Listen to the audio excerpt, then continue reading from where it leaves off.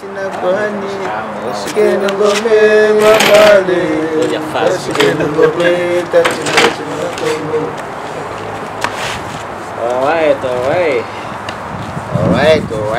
Le modérateur.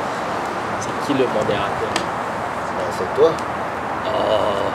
Toi, le modérateur. Bon, mais écoutez, moi, le modérateur, c'est moi parce que... pourquoi on fait cette vidéo? Moi, je pense parce que nous beauté d'abord. Donc, il tata bien, tata Gervais, tata Moite, tata Polika.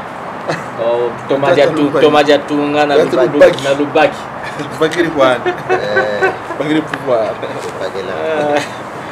Non, ben écoutez, on fait la vidéo parce que je pense que nous, en tant qu'artistes qui sont leaders de groupe, qui ont une expérience de la danse, on ne comprend pas parfois que nous sommes une académie.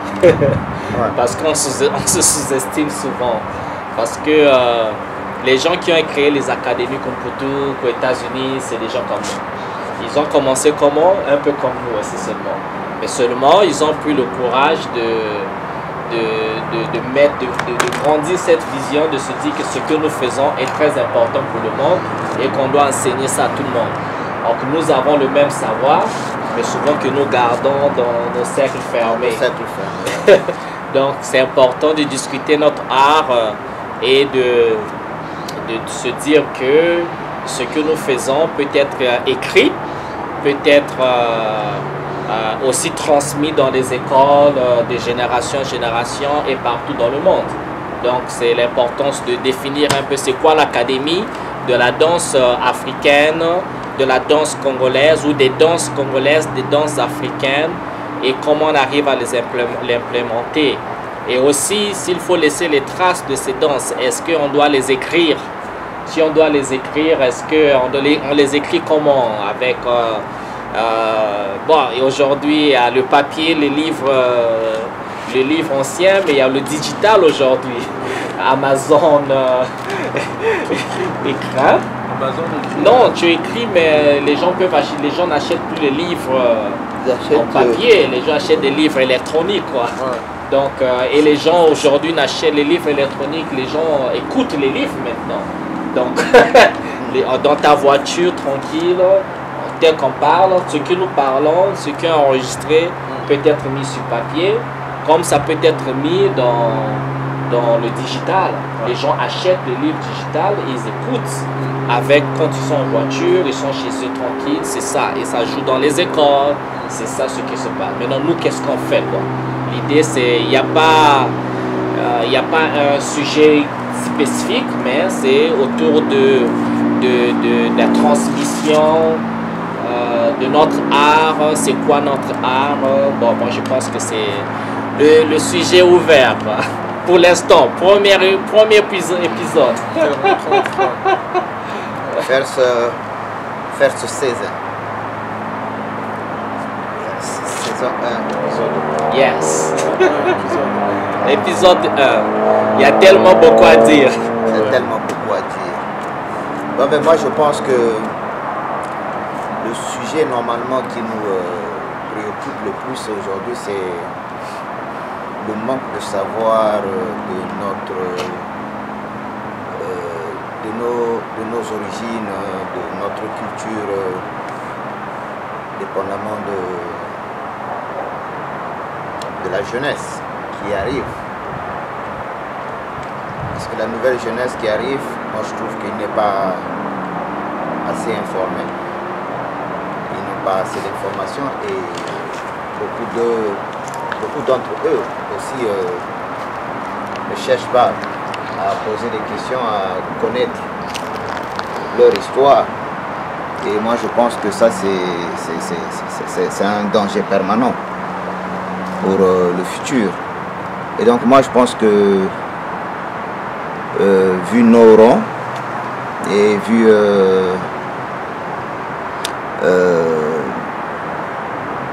le peu que nous connaissons, le peu de savoir que nous avons, et moi je pense qu'il serait peut-être temps aujourd'hui d'avoir des ateliers sur la culture en général.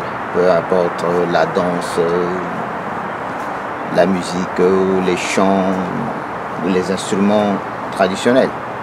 Et parce que chaque instrument a ses origines et c'est un nom propre. Chaque danse a ses origines et un nom propre. Et donc moi je pense que beaucoup ignorent des danses qu'ils pratiquent, c'est ça ce qu'on dit en pratique. Ouais, c'est ce qu'ils pratiquent. Beaucoup ne connaissent pas. Par exemple, il y a des gens qui dansent le nzobi, qui savent pas ce que c'est exactement le nzobi. Il y a les danses, par exemple, le muntwashi, d'où est d'origine muntwashi, ils ne savent pas. Il y a plein de sujets comme ça, donc qu'on aimerait bien partager avec vous. Et ça ne veut pas dire qu'on a le monopole de tout ce qu'on va dire ici, que nous connaissons tout, non. Je suis sûr que parmi, d'après cette petite conversation qu'on aura, certains d'entre vous dans vos maisons diront que non, mais ce côté-ci, c'est pas vrai et tout ça. Donc voilà pourquoi on dit à l'avance, nous n'avons pas le monopole de ce que nous allons dire ici, mais c'est juste que nous voulons juste essayer de comprendre et puis de faire comprendre à la nouvelle génération. D'ailleurs, nous-mêmes, nous continuons à apprendre, parce qu'on a des doyens d'ailleurs, qui sont devant nous, qui nous ont transmis certaines connaissances, que nous aussi, nous avons le droit de transmettre aux générations futures. Et donc, moi, je pense que je ne sais pas sur quel sujet on va commencer à élaborer, et puis voilà. Moi, alors, par rapport à ma réflexion, en fait, par rapport à ce que tu viens de dire, alors, il y a beaucoup de choses où je suis d'accord avec toi sur la transmission, l'apprentissage, parce que c'est important. Mais j'ai un doute au niveau de l'histoire. Si on va parler d'abord de l'histoire de la danse, les danses congolaises ou l'histoire coloniale, parce que nous, l'histoire coloniale qu'on nous raconte aujourd'hui, notre pays, c'est pas la vraie histoire du royaume Congo. Et l'histoire des danses, que nous, en tant que jeunes, qu'on doit se baser, ça doit devenir de vous, parce que vous, il y a toi, ta génération, l'autre génération, c'est des générations en génération. Nous, la nouvelle génération, en fait, aujourd'hui, il faudrait qu'on se base sur les histoires des doyens, ceux qui ont commencé. Qui a commencé, qui a fait quoi, comment les rythmes, les danses, comment ça s'est inspiré, et chaque danse, quels sont les codes qu'on doit pratiquer. Parce que nous, aujourd'hui, la nouvelle génération, on danse, mais on ne sait pas vraiment ce qu'on danse. Comme ce que tu viens d'aborder sur le nzobi, il y a beaucoup de jeunes aujourd'hui qu'on ne connaît pas ce que c'est le nzobi. Pour nous, il y en a, ils peuvent se dire, le nzobi, c'est une danse moderne, alors c'est une tradition, c'est une culture. Est-ce que l'histoire de cette culture existe? On ne sait pas, nous, la nouvelle génération. Donc nous, je pense que ce qui peut être intéressant, c'est que vous, en tant que les grands, de nous expliquer ces codes-là, l'apprentissage, quand vous avez commencé, comment ça se dansait, quel est le vrai rythme.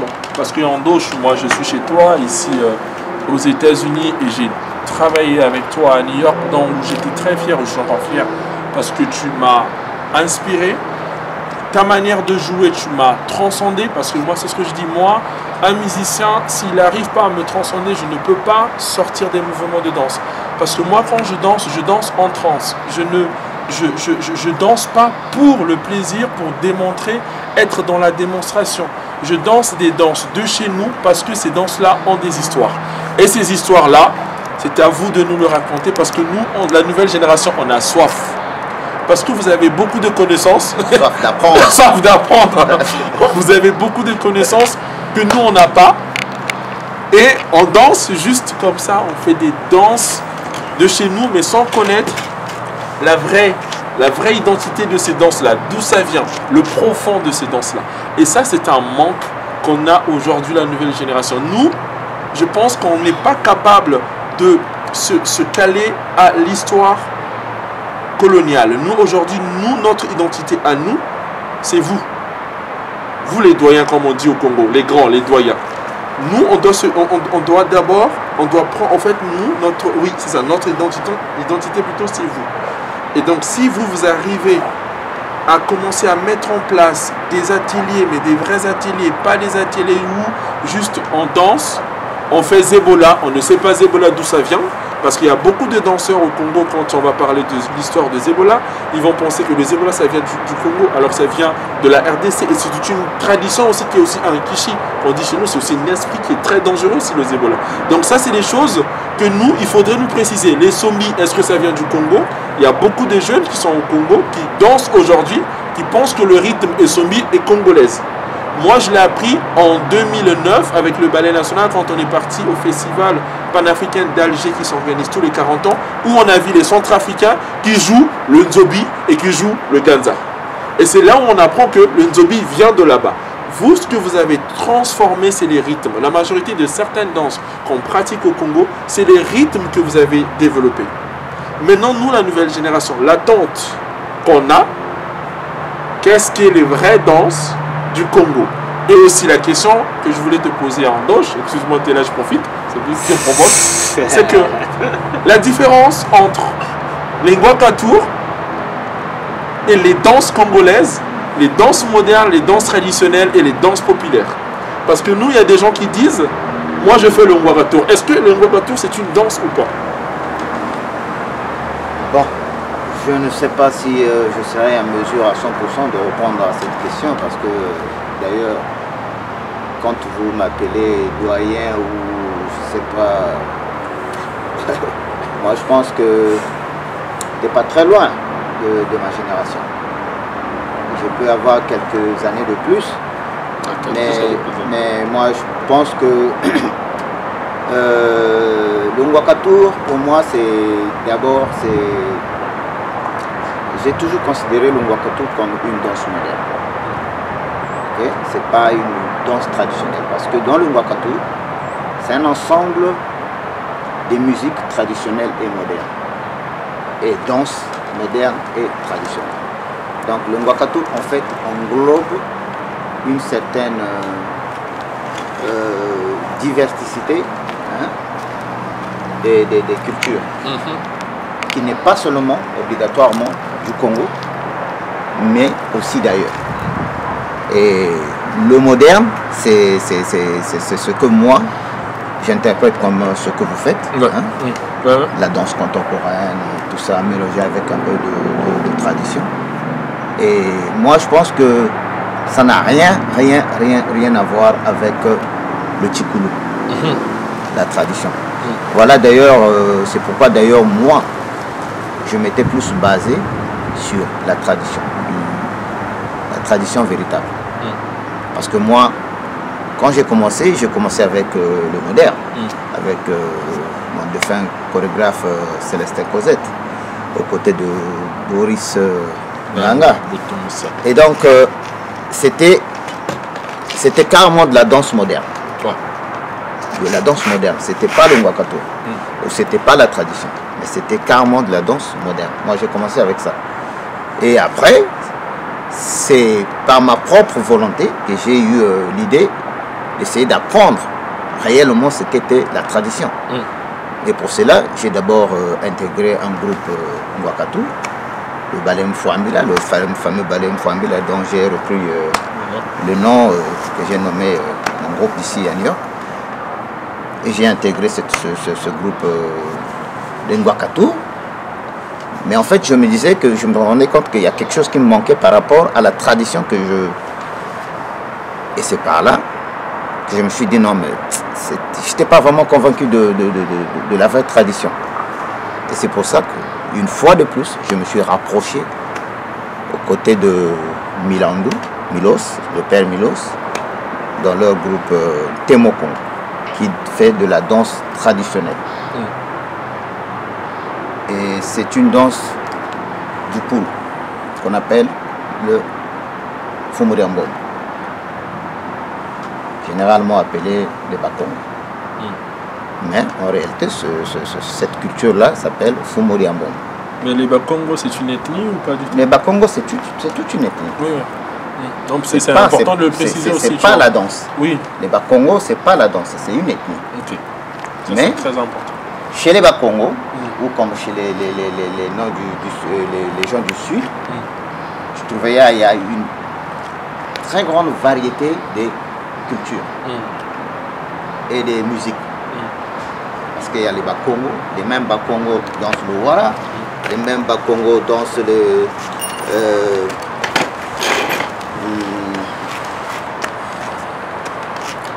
plein de choses, plein de danses, beaucoup de rythmes, j'en oublie même les noms.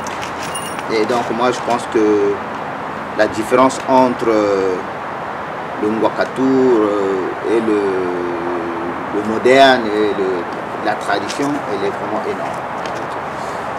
Parce que moi, en fait, après ma connaissance aussi au niveau de tout ce qui est Ngwakatur, moi ce que je sais, les Ngwaka, c'est une ethnie qui venait ouais, les Ngwaka, c'est une ethnie qui revenait du Centrafrique, si je ne me trompe pas, et qui s'est logée là où il y avait une ancienne tour vers le marché Total Roban, Mukunji Ngwaka. Donc c'est pas une danse, en fait c'est pas une danse pour moi. Non, ouais. Non mais moi c'est un titre que vous avez récupéré. Non, à mon humble avis, le Ngwakatur c'est pas... Au fait, quand on dit Ngwakatur, déjà même quand on dit ballet, déjà ballet c'est un mot français. Ok, il faut commencer par traduire ballet. Si on dit dans le Congo, en Lari, dans notre langue de chez nous, on appellerait ballet quoi. Okay? Je crois Tata Lubaki, tu as déjà dit ça une fois dans l'un de nos débats sur WhatsApp. Tu avais dit déjà le mot ballet, c'est un mot français. Et qu'est-ce que le mot là signifierait chez nous? Ça serait quoi? Ballet, le corps de ballet. En France, on dit, dans les pays des Blancs, on dit le corps de ballet, Beauchamp, l'opéra de Paris, et des histoires comme ça. Mais nous, le ballet, ce serait quoi? Moi, en fait, le ballet, moi, si je comprends, par ma compréhension, moi, je pense que le ballet, c'est juste un groupe de danse.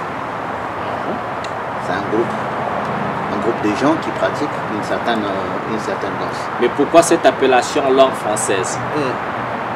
Bah écoute, d'abord on est une colonie française, il ne faut pas l'oublier. On est une colonie française, le Congo, on est une colonie française. Et à l'époque, vous savez que dans nos écoles d'abord, l'erreur vient de là. Parce que dans nos écoles, on ne nous apprenait pas notre langue. Déjà quand le colon est venu, c'est aussitôt à l'école c'était le français. Donc du coup, quand il a commencé à avoir des ensembles de groupes, automatiquement, quand ils ont entendu le nom ballet, par les blancs, et eux aussi, ils ont appelé ballet. Leurs ensembles de danse ballet, c'est ce que je pense. Ouais. J'espère que je... Oui, mais enfin c'est bien ça, je pense que c'est ça, hein, c'est la colonisation. Oui, on a appelé. En fait, on l'appelait parce que moi je suis sûr qu'il y a un administrateur colonial dans le temps qui a vu un ballet français, qui a dit ok, comme c'était un ensemble créé comme ça veut dire qu'on doit appeler ça ballet. Donc il vient de la colonisation. Mais parlant de danse traditionnelle, moi je pense qu'il y a en dehors des noms, hein, de ce qui existe. Parce que remonter l'histoire de la danse de chez nous, traditionnelle, c'est une tâche. La tâche c'est quoi? Parce qu'on doit remonter vers un nombre de siècles. Remonter les siècles, on ne peut pas commencer à parler de l'histoire de la danse chez nous comme à parler de l'histoire de la danse africaine ou encore de l'histoire de l'Afrique en général, en commençant par les temps coloniaux. On ne peut pas commencer par la colonisation, on doit aller bien avant la colonisation. Moi, je me rappelle, j'étais dans une salle de classe quand je faisais mes études dans la danse là. Et le premier jour de cours, tu sais, vous savez ce que le professeur a dit. Le professeur, il dit à tous les élèves, tous les étudiants, j'aimerais que vous écriviez sur le papier le nom des danseurs et grands chorégraphes de votre culture il y a 200 ans de cela. Ça, c'était le premier jour de cours. Je vous assure, les gars, je suis resté là avec mon stylo et la feuille. Je vais commencer par qui? Tous les étudiants écrivaient. Parce que j'étais le seul noir d'abord, le seul africain dans ma classe. Et tout le monde se mettait à écrire, tout le monde écrivait. Je vois tout le monde. Mais moi, j'étais là. je vous assure, je n'ai absolument rien écrit. Parce que je veux... Mais si tu repars 200 ans, 300 ans, 2 siècles, 4 siècles de notre à partir de cette ère, je vais écrire l'histoire de qui? Or, ceux qui ont écrit dans les études européennes, ils écrivaient depuis le 14e siècle. Le roi Soleil, Louis XIV, Pierre Bochon, ceux qui ont fait le ballet, l'opéra de Paris, toi qui habites en France et tout. Les gars, ils connaissaient quoi, ils écrivaient l'histoire de leur danse moderne, là, comment ça a commencé, les grands noms, les Catherine, les Américains, les Catherine Dana depuis le 18e siècle, le 17e siècle. Ils écrivaient parce que c'est tellement bien documenté, les gars, ils écrivaient. Mais je vous assure, j'ai rien mis sur le papier. Parce que ce qui venait dans ma tête, c'est Tata Boris. Tata Boris, il est né hier là. Tata Orchi, mais il est né hier là. J'ai dit Salia Sano, mais lui, il est né. Maman Germaine, mais ça, c'est le 20e siècle. Donc, tout ce que je connaissais, c'est le 20e siècle. Les gens de 1900. Il n'y avait personne de 1800. À plus forte raison, 1400. Voilà, tu vas écrire le nom de qui? J'ai rien écrit. Ça veut dire que je ne connaissais pas l'histoire de la danse de mon pays, de l'Afrique. Parce que même quand je quittais le Congo, j'essaie de voir de toute l'Afrique. J'arrivais même pas. Les pionniers de la danse que nous avons aujourd'hui, c'est le 20e siècle. Nous sommes au 21e siècle, c'est le 20e siècle. Les grands noms, Maman Germaine, tout ce que nous avons, Maman Ngelele, tout ça c'est le 20e siècle. Mais on ne peut pas aller plus loin. Donc c'est un problème déjà. Maintenant l'autre problème, moi je pense que c'est... Il faut connaître d'abord la situation géographique de notre pays. Est-ce qu'on connaît notre pays? Est-ce qu'on connaît le nombre de groupes, de nombre d'ethnies, des tribus qui existent au Congo? Maintenant, si on connaît le nombre de tribus qui existent au Congo, est-ce qu'il y a des sous-tribus? Parce que quand on parle du groupe ethnique Congo, le groupe ethnique au Congo, c'est l'un des plus grands groupes ethniques. Nous avons le groupe ethnique Congo, le groupe ethnique Teke et le groupe ethnique, les gars de Kwilu. Alors maintenant, dans les groupes ethniques Congo, il y a les Lari, il y a les Dondo, il y a les Bembe, il y a tout ça. Parce que le Congo, c'est pas... Il y a tout un mélange. Donc maintenant, quand on comprend ça, on dit... Parce que quand on dit Congo, ça ne limite pas Congo, Boko Songo. Non, c'est le Congo, c'est les Dondo, c'est les Lali. Tout ça, c'est le Congo. Les Congo, tu vas les trouver en Angola parce que la capitale du royaume Congo, c'était en Angola. Mbanza Congo, c'était à Luanda. Mais les gens pensent que Angola, c'est à côté, c'est donc un autre pays. Mais non, mais la source, c'est là-bas, dans les Congo. La reine Nzinga, les reines, les Mani Congo, Nimi Lukeni, c'était là-bas. Mais qu'est-ce que nous connaissons de l'Angola? Combien de tribus nous connaissons qui existent en Angola? Les danses dont on se réclame. Est-ce qu'on va commencer à tracer ces danses seulement Congo-Brazzaville? Est-ce que seulement Congo-Kinshasa? Est-ce qu'il faut faire un tour en Angola pour découvrir? Donc il faut commencer par voir la géographie, l'histoire de ça. Parce que si on ne repart pas, on va se baser seulement sur le 20e siècle. Bien sûr. Ou à la limite le 19e siècle. Mais qui peut aller même au 19e siècle pour nous parler qui était le fondateur de nos danses à nous? Pendant l'époque des rois, nous avons les danses existaient, non les gars? On faisait des spectacles, non, pendant l'époque des rois, dans les 14e, 13e, 12e, même avant Jésus-Christ. Parce que la culture, nous avons l'Afrique, une culture ancienne. Les royaumes étaient, avant qu'il y ait des royaumes en Europe, il y avait des royaumes en Afrique. Mais est-ce qu'on est capable de repartir pour commettre la constitution des danses traditionnelles de chez nous et qui étaient les grands chorégraphes? Moi, je pense que repartir, c'est... Comment repartir d'abord? C'est la première des questions. Comment repartir? Et moi, je pense que repartir, pour nous, c'est d'abord de se rapprocher des derniers doyens que nous avons ici, les plus vieux. Hein? Les gens comme Titos, les gens comme Mambala, des gens comme Massambango,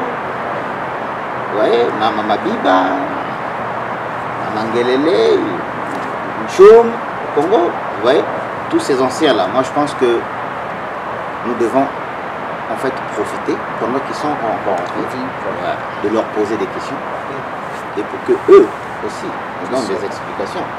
Ils essaient de nous expliquer à peu près l'histoire. Mais ce qui est drôle aussi dans tout ça, si tu vas à Paris, tu vas rencontrer un doyen comme Michel Afan, qui raconte son histoire. Chacun son histoire. Tu arrives ici, tu rencontres Tito aussi, il te raconte son histoire. Tu vas chez Tatango, il te raconte son histoire. Bon. Mais le problème c'est quoi? Tous n'ont pas vécu au même lieu, au même endroit. Chacun a vécu son histoire dans son coin. Et donc il interprète aussi à la manière dont il l'a vécu. Et donc c'est plusieurs informations qu'il nous faut accumuler, apprendre, mais au moins, à partir de ces informations-là, moi je pense que nous pourrons au moins développer pour essayer de remonter les traces et puis essayer de comprendre certaines réalités. Moi je pense que c'est... Non, oui, mais je suis tout à fait d'accord avec toi. Hein. Il faut discuter avec les anciens. Je me rappelle, je discutais avec Tata Sandor. Et, bon, il me disait que c'est vrai les questions que tu poses, mais il me disait aussi que lui, en son temps, quand il apprenait les danses, il n'était pas aussi curieux pour poser des questions. Donc, il y a des danses... ils apprenaient parce qu'ils avaient intégré un groupe, parce que c'est ce qui se passait dans la communauté. Ça, dans le village, les gens dansaient, tu es petit, tu rentres juste dans le groupe, dans le tas, tu danses parce que tout le monde faisait ça, mais tu n'avais pas la curiosité de poser la question, c'est quoi cette danse, c'est quoi... qu'est-ce que ça raconte? C'est ce que ça raconte, et au pire encore, l'anatomie du corps... par rapport à cette danse, quand tu te courbes, quand tu fais ça, quelle partie du corps est affectée, quel nerf est affecté, dans toute l'anatomie, la physiologie du corps, il n'y avait pas de questions comme ça, ce que j'ai compris. Et donc, bon, il faut, tu as raison, hein, comme je dis, c'est vrai qu'il faut poser les vieux qui sont là encore avec nous des questions, et peut-être qu'ils vont encore nous référer à des gens peut-être qui sont déjà partis, peut-être qu'ils peuvent se rappeler de certaines choses, même si le danger serait que, bon, il y a les histoires, l'histoire se perd dans la traduction parfois, parce que si on se rappelle que des mémoires, on va raconter selon les mémoires, quoi, de ce qui s'est passé dans le passé, bon, on essaie d'imaginer, mais sinon, si ça n'a pas été écrit, on ne va pas connaître les noms des pionniers de cette danse traditionnelle et comment même la danse traditionnelle aujourd'hui, cette danse traditionnelle qui est souvent conservée, parce que la nature de la danse traditionnelle, c'est une danse qui est conservée, qui préserve une culture. Mais quand elle est préservée, comment est-elle préservée? Est-ce qu'elle est préservée réellement dans sa forme d'aujourd'hui, ou bien il y a eu des transformations? Ça aussi, c'est des questions. Parce que quand tu vas dans ce qu'on appelle les Ngwakato, les groupes de ballet, c'est souvent, il y a beaucoup de créativité dans ces danses traditionnelles qu'on dit traditionnelles. Mais quand tu vas au village, dans des petits cercles, dans les groupes ethniques, tu vas dans Angwa 2, je sais pas, chez les Pounou, chez les Bété, chez les Teke, chez les Bakwele. Quand les gens pratiquent leur danse dans leur cercle ethnique, ces danses, ce n'est pas des danses qu'on met dans la scène, c'est des danses c'est dans la cour du village. Le Kébé, c'est dans la cour du village. Les danses de cérémonie ou les danses ritualistes, c'est dans la cour du village. Il n'y a pas un timing comme pour un spectacle. Non, vous commencez à 18 h, vous terminez à 20 h. La danse commence, c'est toute une expérience, toute une culture. Et il n'y a pas le côté créatif parce que c'est codifié, comme tu l'as dit. Il y a les codes qui sont là, ça a été transmis de génération en génération, c'est fait pour un but donné, et alors les gens doivent respecter les codes. Donc si tu ne respectes pas les codes, alors tu vas ailleurs. Mais non, combien de fois les codes ont été brisés pour répondre à la créativité scénique de ces danses maintenant et la percussion que nous mettons sur scène parce qu'on voyage avec. Quand on voyage avec à l'étranger, on les joue pas dehors, là où on voit, bon, il fait froid là maintenant, il dit, bon, on va pas jouer dehors, on va jouer dans un théâtre, il faut adapter. Bon, aujourd'hui, on a eu le débat des percussions. Et, bon, nous, on chauffe les percussions avec le feu.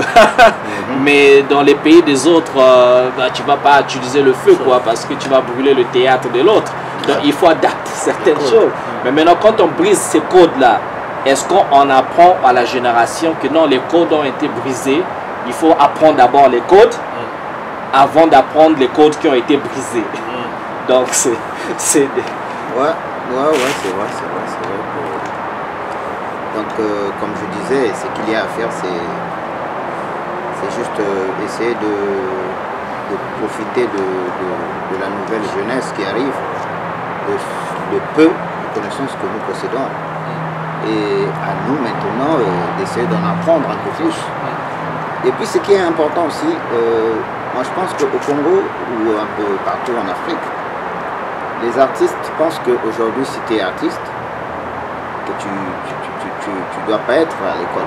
Enfin, c'est pas un artiste, n'est pas où aller à l'école. Alors que c'est très important d'aller à l'école.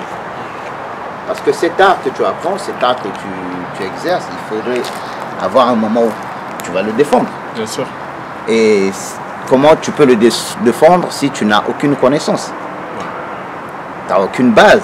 Moi, je pense que la base, c'est les études aussi. Bien sûr. Et c'est très important aux jeunes aujourd'hui d'aller à l'école. Parce que ici, la culture s'apprend à l'école. C'est jusqu'à l'université.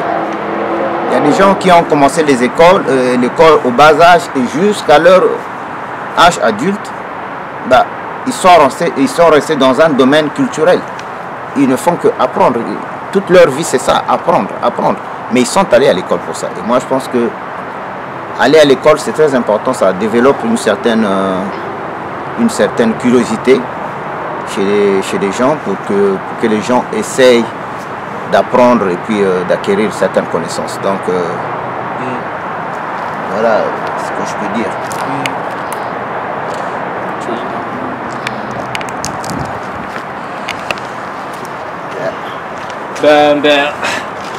Désolé, excusez-moi, écoutez, c'est bien ça, hein, ce qui a été dit. C'est le premier épisode de notre conversation.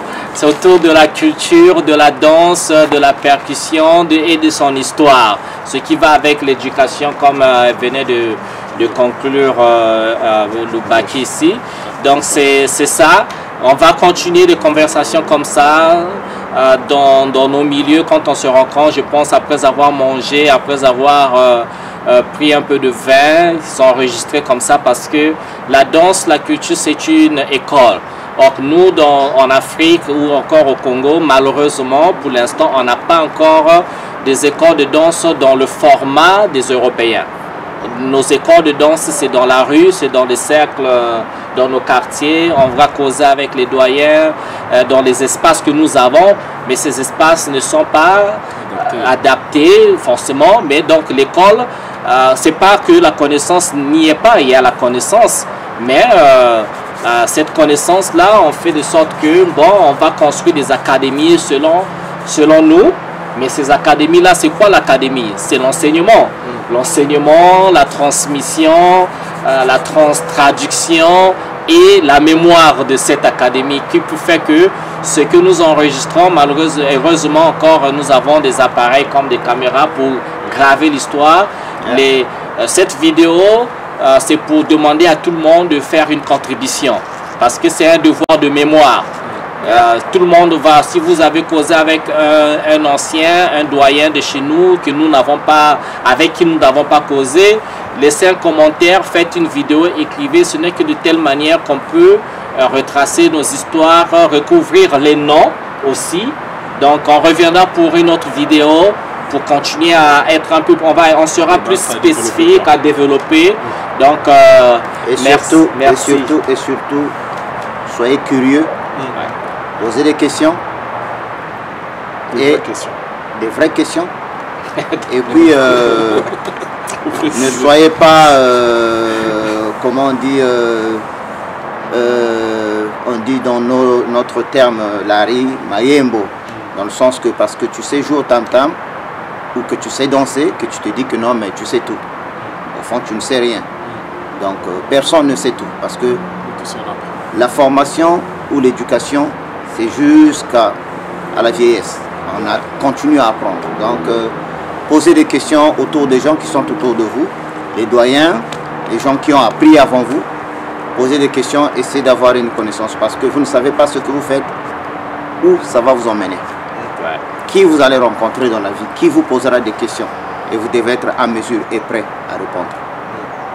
À ceci dit, L'Ombu t'a parlé. Tokos. Ciao, ciao.